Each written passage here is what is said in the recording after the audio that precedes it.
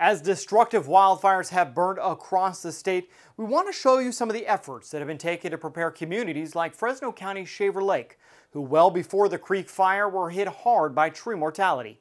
CAL FIRE crews have been working hard to increase the pace and scale of removing overgrown vegetation, not only the trees in Fresno, but in many areas of the state, all as part of the department's overall fuel reduction efforts. It's the one that you always go, man, if a fire ever gets in there, that's the fire.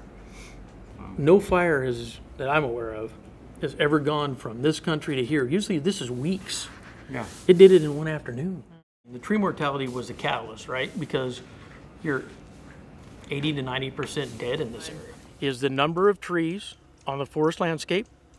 And so they're all fighting over the same water. So there's too many trees. Those trees got stressed. The bark beetle that's always been here exploded and was able to attack stressed trees and kill them, adding to the fuel load. You know, and it definitely here changed the behavior enough that we could get resources in here and start working. Yep, okay. Definitely. There's no question this one did. So it sounds like for many of these fuel breaks, you actually were able to use them strategically. Yes.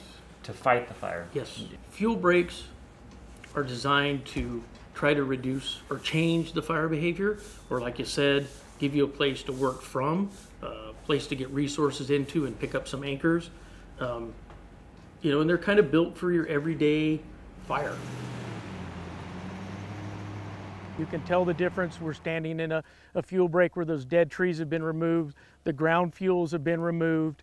But if the fire was to cross this line, or if this fuel break did not exist, those houses were going to be in grave danger. Mother Nature is going to do what Mother Nature does. You know, this landscape has had fire in it for years. It's been logged for years. That has stopped. So if you're not harvesting the forest, or Mother Nature's not burning the forest, it's going to become overgrown. As we saw, these fuel breaks were tested in the 2020 Creek Fire.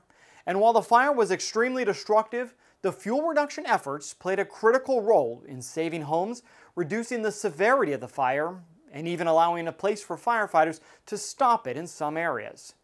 Efforts like this are underway in vulnerable communities across California, all as part of the department's efforts to reduce the threat of wildfires and to make our forests healthier.